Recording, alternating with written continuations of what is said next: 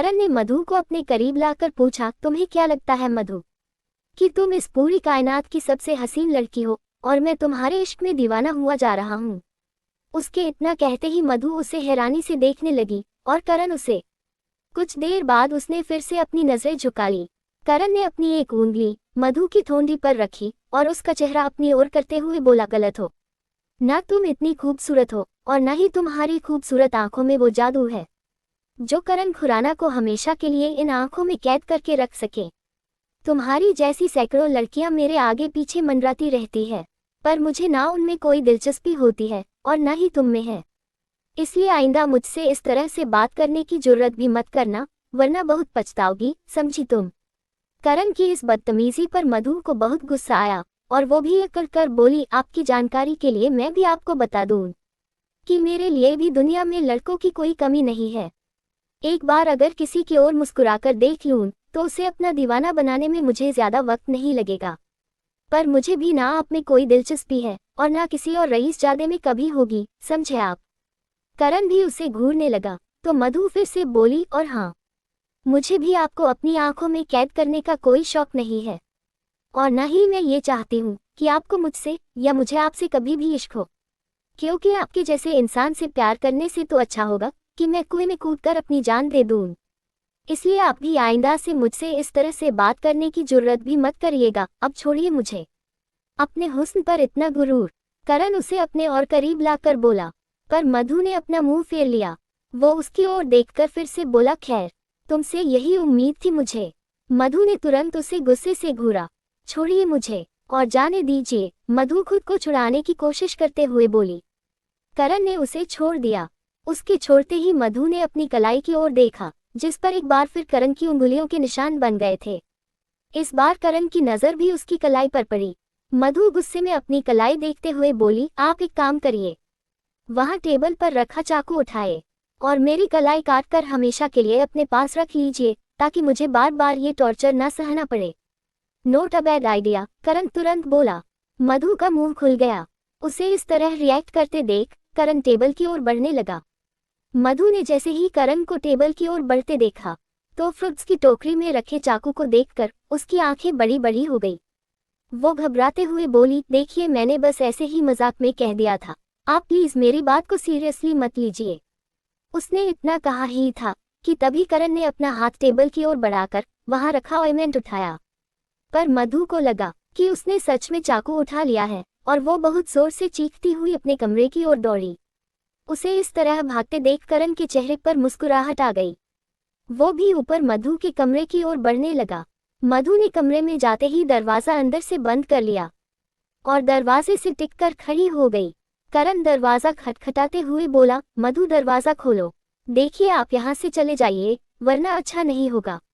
अगर आपने मेरा हाथ काटने के बारे में सोचा भी तो मैं पुलिस को फोन कर दूंगी और वो आपको ले जाकर जेल में डाल देगी, हमेशा के लिए, समझे आप। मधु बड़ी ही मासूमियत से बोली, पर दूसरी ओर से कोई जवाब नहीं आया। उसने दरवाजे से कान लगाकर सुनने की कोशिश की तो उसे बाहर से किसी भी तरह की कोई हलचल सुनाई नहीं दी।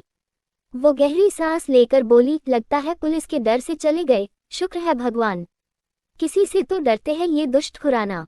इतना कहकर वो दरवाजा खोलने लगी, पर फिर रुक गई और बोली, अगर बाहर ही हुए तो। वो घबराकर अपने बेड पर आकर बैठ गई और अपनी कलाई देखते हुए बोली, तू बिल्कुल चिंता मत कर, मैं तुझे उस दुष्ट खुराना के हाथों में कभी नहीं जाने दूंगी। अगर सच में उन्होंने तुझे काटकर मुझसे अलग करने की कोशिश भी की तो मैं उन्हें जेल में बंद करवा दूंगी। करवा देना, पर पहले ये लगा लो। तभी करण बोला। उसकी आवाज सुनकर मधु ने नजरें उठाकर उसकी ओर देखा। उसे अपने सामने देखकर वो घबराकर उठ खड़ी हुई। आप अंदर कैसे आए? उसका सवाल सुनकर करण आराम से बेड पर बैठ गया और बोला, ये मेरा घर है और तुम इस वक्त जहाँ खड़ी हो वो मेरा कमरा है, इसलिए मुझे बहुत अच्छे से पता है कि इस कमरे में दरवाजे के अलावा और कहाँ से आया जा सकता है। मधु आंखें फाड़े उसे देखने लगी। करण ने उसे अपने पीछे देखने का इशारा किया तो उसने पलटकर खिड़की की ओर देखा जो खुली हुई थी। करण उठकर खड़ा हुआ और मधु के सामने आकर बोला, वैसे तो मुझे तुम में कोई दिलचस्पी नहीं है, पर अगर होती भी तो मैं सिर्फ तुम्हारी कलाई ही क्यों लेता, पूरी की पूरी मधु को ही हमेशा के लिए अपना ना बना लेता। मधु ये सुनकर झेप गई और उसने अपनी नजरें झुका ली। करण ने फिर से उसकी कलाई पकड़ी, पर इस बार बहुत आहिस्ता से, और उसे बेड पर बैठाया। वो खुद उसकी बगल में बैठा और उसकी कलाई पर ऑइंटमेंट लगाने लगा। करण को इस तरह अपनी कलाई पर ऑइंटमेंट लगाते देख मधु के चेहरे पर हल्की सी मुस्कुराहट आ गई और वो बहुत प्यार से उसे देखने लगी, पर करण सिर्फ मधु की कलाई में ऑइंटमेंट लगा रहा था। आई एम सॉरी, करण ने इतना कहकर मधु की ओर देखा, जो उसे टकटकी लगाए देख रही थी। उसे खुद को इस तरह देखते देख करण भी मधु की आंखों में खो गया। दोनों सब कुछ भूलकर एक दूसरे को देख रहे थे। खिड़की से आ रही हवा की वजह से मधु के कुछ बाल उसके चेहरे पर आने लगे थे। करण ने जैसे ही उसके बालों को उसके चेहरे से हटाने के लिए अपना हाथ बढ़ाना चाहा, तभी शालिनी ने दरवाजा खटखटाते हुए मधु को पुकारा, मधु। उसकी आवाज सुनते ही करण और मधु दोनों चौंक गए। करण ने तुरंत अपना हाथ पीछे हटाया और उठकर खड़ा हो गया। मधु ने भी झेपकर अपने बालों को अपने कान के पीछे किया और उठकर बोली, मैं दरवाजा खोलती हो। इतना कहकर वो दरवाजे की ओर बढ़ने लगी, पर तभी करण उसका हाथ पकड़कर आहिस्ता से बोला, पागल हो गई हो क्या? जब मम्मा पूछेगी कि हम दोनों बंद कमरे में क्यों हैं, तो क्या जवाब दोगी? उसे ऐसे हड़बड़ाया हुआ देखकर वो मन ही मन मुस्कुराने लगी। मधु ऊंट पहाड़ के नीचे आ चुका है, थोड़े मजे तो ले ही जा सकते हैं। आज तक इन्होंने तुझे तंग करने का एक मौका भी नहीं छोड़ा, अब तेरी बारी है। वो मुस्कुराते हुए करण से बोली, वही जो सच है। करण उसे गुस्से में घूरने लगा। तभी शालिनी ने फिर से आवाज लगाई, मधु बेटा दरवाजा खोलो, मुझे तुमसे कुछ बात करनी है। वो करण की गाड़ी बाहर खड़ी है, पर करण कहीं नजर नहीं आ रहा। तुमने देखा है क्या उसे? मधु करण के पास आकर आहिस्ता से बोली, बता दूं आपकी मम्मा को कि आप यहाँ मेरे साथ मेरे कमरे में हो? करण ने गुस्से में उसकी बाह पकड़ी और उसे करीब लाकर बोला, मौके का फायदा उठाकर ज्यादा स्मार्ट बनने की कोशिश मत करो मधु, वरना बहुत पछताओगी। करण खुराना नाम है मेरा। मेरे आसपास अगर एक पत्ता भी हिलता है तो भी मुझे पता चल जाता है। इसलिए तुम्हारे दिमाग में इस वक्त क्या चल रहा है ये मुझे बहुत अच्छे से पता है। इसलिए मुझसे बदला लेने का सोचना भी मत, समझी तुम? इतना कहकर उसने मधु की बांह छोड़ दी और खिड़की की ओर बढ़ने लगा। मधु गुस्से में उसे घूरने लगी, पर करण जैसे ही खिड़की के पास पहुंचा तो उसे नीचे रोशनी किसी से फोन पर बात करती हुई नजर आई। उसे देखते ही करण परेशान हो गया और फिर से पीछे हट गया ताकि रोशनी उसे देख न ले। उसका चेहरा देखकर मधु उसके पास आई। उसने खिड़की से बाहर देखा तो रोशनी को नीचे खड़ा देख उसके चेहरे पर मुस्कुराहट आ गई। उसने मुस्कुराते हुए करण की ओर देखा और अपनी दोनों बाहें मटकाकर उसे इशारा करने लगी। तभी शालिनी ने फिर से आवाज लगाई, मधु तुम ठीक हो बेटा? जी आंटी मैं बिल्कुल ठीक हूँ, मधु ने करण की ओर देखकर जवाब दिया। तो शालिनी ने फिर से पूछा, तो दरवाजा क्यों नहीं खोल रही हो और करण कहाँ है? मधु आराम से आकर बेड पर बैठी और करण को देखते हुए बोली, आंटी मैं बहुत थक गई थी इसलिए आंख लग गई थी, बस 2 मिनट में आती हूँ। और करण साहब तो यही। उसने इतना कहा ही था कि तभी करण ने उसके मुंह पर अपनी हथेली रख दी। शट अप मधु, अगर तुमने मम्मा को बताया कि मैं यहाँ हूँ तो मुझसे बुरा कोई नहीं होगा, करण आहिस्ता से बोला। मधु ने उसका हाथ हटाया, ठीक है मैं आंटी को नहीं बताऊंगी कि आप मेरे साथ हो, पर थोड़ी देर पहले आपने जो भी मेरे साथ किया आपको उसके लिए मुझसे माफी मांगनी होगी।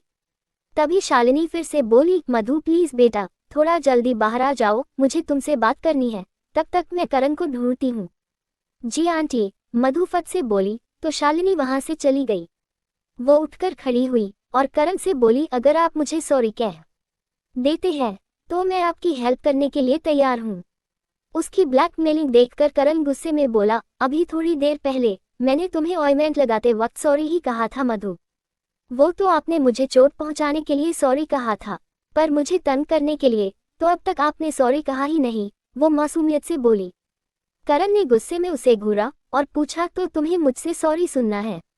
मधु ने मुस्कुराते हुए हाँ में अपना सिर हिला दिया।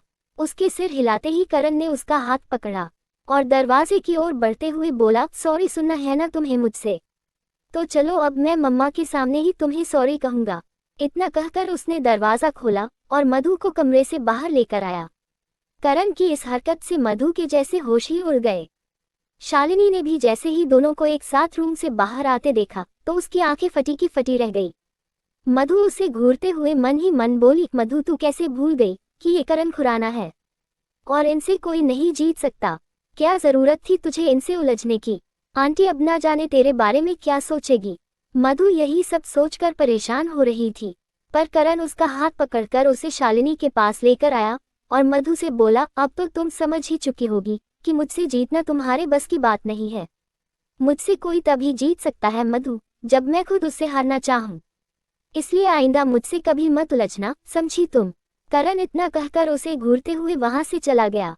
उसकी मम्मा हैरानी से उसे देखने लगी। उसके जाते ही शालिनी ने मधु की बांह को छूकर पूछा, क्या हुआ मधु?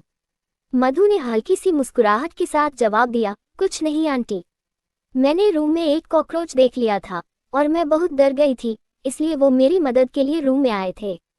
उसके इतना कहते ही करण के कदम रुक गए, पर उसने पलटकर मधु की ओर नहीं देखा और फिर मुस्कुराते हुए वहां से चला गया। उसके जाते ही मधु फिर से बोली, जब मैंने आपको आते देखा तो मुझे ही शरारत सूझी। मुझे लगा कि मैं उनसे सॉरी बुलवा सकती हूँ, पर मैं गलत थी। शालिनी को उसकी ये बात सुनकर हंसी आ गई और वो मधु को बैठाते हुए बोली, मधु उससे कोई भी जबरदस्ती कुछ नहीं करवा सकता, वो सिर्फ वही करता है जो उसका दिल कहता है। मधु झेपते हुए बोली, आई एम सॉरी आंटी, मैंने आपसे झूठ बोला, वो अंदर ही थे और मैंने। कोई बात नहीं, तुम्हें सॉरी कहने की कोई जरूरत नहीं है। मैं जानती हूँ कि तुम बस करण को थोड़ा तंग करना चाहती थी और मेरी सोच इतनी छोटी नहीं है कि मैं जरा से मजाक को कुछ और समझकर तुम्हें गलत समझूं। शालिनी की बातें सुनकर मधु का चेहरा खिल गया और तुरंत बोली, thank you aunty, thank you, आप बहुत बहुत बहुत अच्छी हो। मैं आपसे प्रॉमिस करती हूँ कि आगे से ऐसी हरकत कभी नहीं करूँगी, पक्का वाला प्रॉमिस। शालिनी मुस्कुरा दी। अच्छा अब ये बताओ, आज तुम इंटरव्यू के लिए गई थी, तुम्हें जॉब मिली या नहीं? शालिनी का सवाल सुनकर मधु का चेहरा उतर गया, पर वो हल्की सी मुस्कुराहट के साथ बोली, नहीं आंटी, आज मुझे जॉब नहीं मिली, पर कल शायद मिल जाए। कल मुझे एक इवेंट कंपनी में इंटरव्यू के लिए जाना है और मुझे लगता है कि कल मेरी सारी मुश्किलें हल हो जाएगी। शालिनी ने बहुत प्यार से उसके गाल को छुआ और बोली, हाँ बेटा, मेरा भी दिल कहता है कि तुम्हें कल नौकरी जरूर मिल जाएगी। अब ये बताओ कि तुमने सुबह से कुछ खाया भी है या नहीं? रोशनी ने मुझे बताया कि सुबह जल्दबाजी में तुमने सिर्फ एक ब्रेड ही खाई थी। मधु ने कोई जवाब नहीं दिया। मतलब कुछ नहीं खाया? शालिनी ने उसका उतरा हुआ चेहरा देखकर पूछा। तो मधु ने भी बच्चों की तरह मुंह बनाकर ना में अपना सिर हिला दिया। शालिनी ने उसका हाथ पकड़ा और उठकर बोली, मधु जल्दी से रेडी हो जाओ, हम दोनों आज कहीं बाहर खाना खाने चलते हैं। एक साथ खाना भी खाएंगे और ढेर सारी बातें भी करेंगे, बहुत मजा आएगा। मधु मुस्कुराते हुए बोली, आंटी हम खाना तो यहाँ भी साथ में खा सकते हैं। आप मुझे अपनी फेवरेट डिशेस बताएं, मैं अभी आपके लिए खाना बनाती हूँ। शालिनी मुस्कुरा दी। मधु कल हम सब करण की शादी के लिए राजस्थान जा रहे हैं और मेरा दिल कहता है कि तुम्हें भी कल नौकरी जरूर मिल जाएगी। नौकरी मिलने के बाद तो तुम यहाँ से चली जाओगी और पता नहीं फिर कभी तुम मुझसे मिलने आओगी या नहीं।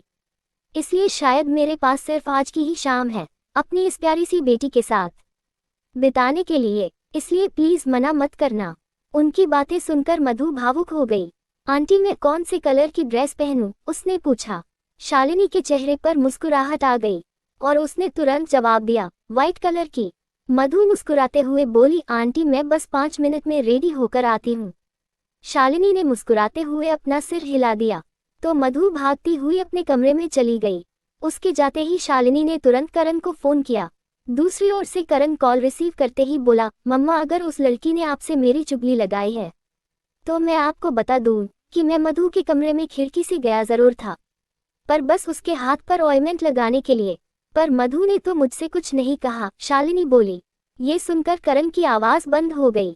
करण, मधु ने तो मुझे बस यही कहा कि उसने तुझसे सॉरी बुलवाने के लिए तुझे थोड़ा तंग करना चाहा था और गलती सिर्फ उसकी थी, पर उसने मुझे ये नहीं बताया कि तू उसे ऑइंटमेंट लगाने के लिए खिड़की से चढ़कर उसके कमरे में गया था।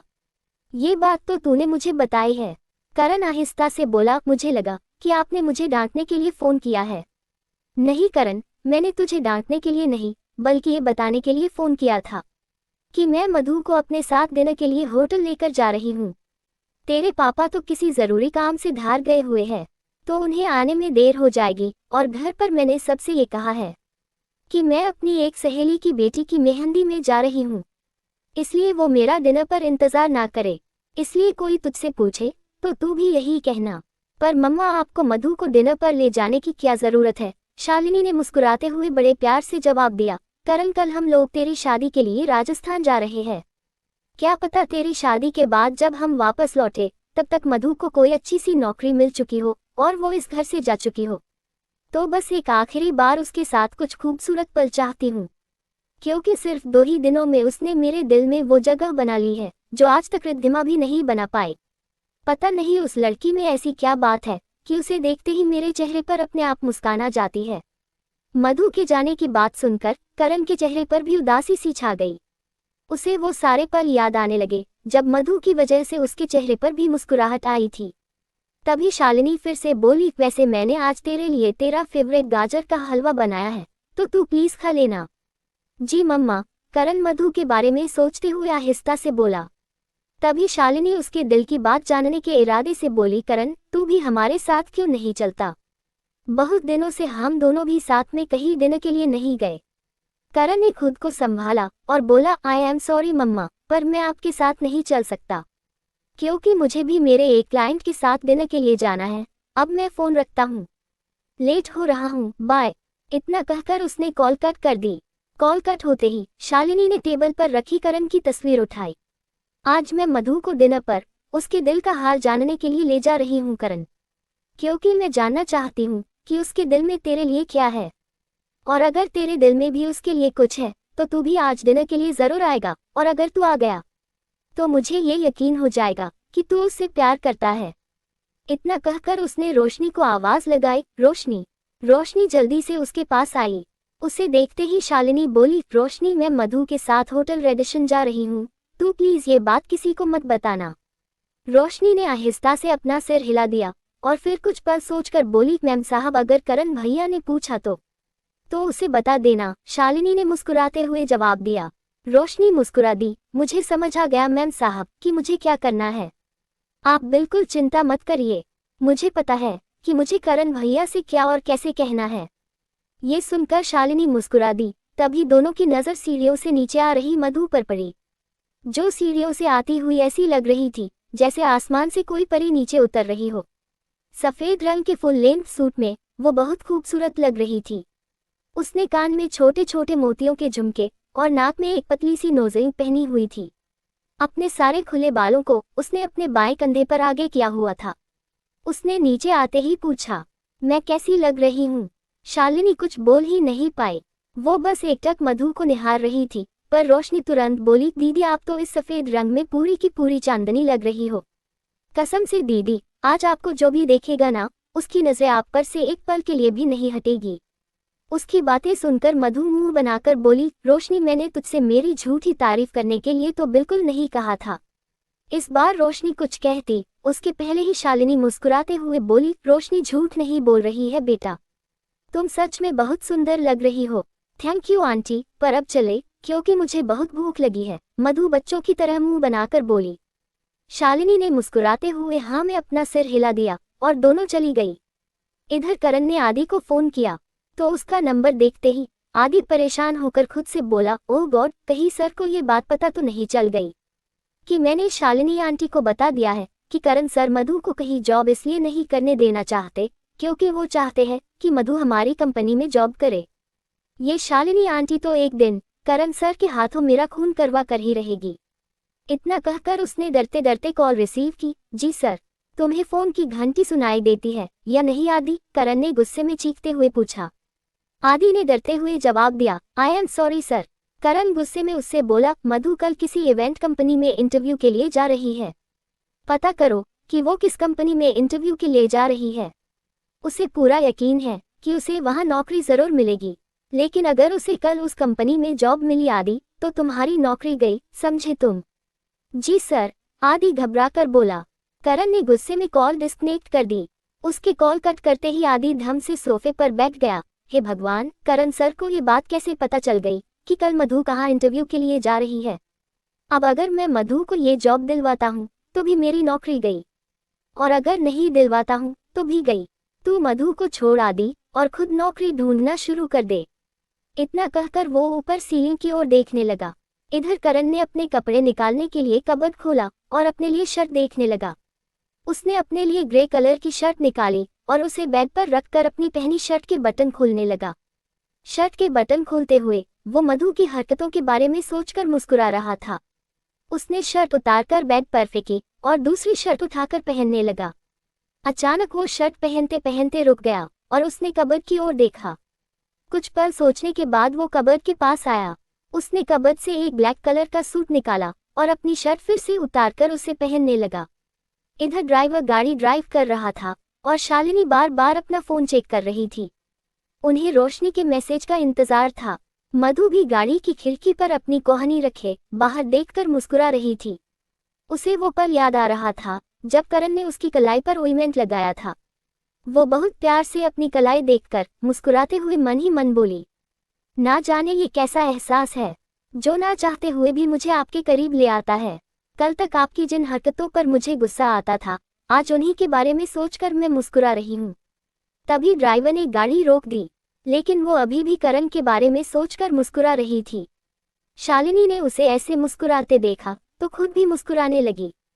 फिर उन्होंने मधु के कंधे को थपथपाया। मधु उठला गया। मधु ने चौंककर उनकी ओर देखा तो शालिनी ने पूछा, क्या हुआ, कहाँ खोई हुई थी? बस ऐसे ही आंटी, कुछ याद आ गया था, मधु फट से बोली। मुस्कुराती हुई बहुत प्यारी लगती हो। ये सुनकर मधु की मुस्कुराहट और बढ़ गई और वो गाड़ी से बाहर आई। शालिनी बाहर आते हुए उससे बोली, मधु तुम्हें पता है ये करण का फेवरेट होटल है। वो डिनर के लिए मुझे हमेशा यही लाता है। ये सुनकर मधु एक बार फिर करण के बारे में सोचने लगी। उन दोनों के गाड़ी से बाहर आते ही ड्राइवर गाड़ी लेकर चला गया। मधु और शालिनी दोनों बातें करते हुए होटल के अंदर जाने लगी। तभी ऋषभ भी अपने एक क्लाइंट से बात करते हुए उनके पीछे पीछे आने लगा। वो बातों में इतना बिजी था कि उसकी नज़र ना शालिनी पर पड़ी और ना ही मधु पर। तभी करण भी फोन पर बात करते हुए वहां आ गया और ऋषभ के ठीक पीछे पीछे चलने लगा। लेखिका कविता वर्मा। अगर आपको मेरी लिखी कहानियां पसंद आ रही है और आप इस कहानी को आगे भी पढ़ना और सुनना चाहते हैं तो मेरे चैनल को लाइक करें, शेयर करें और आज ही सब्सक्राइब भी करें। Thank you for watching this video.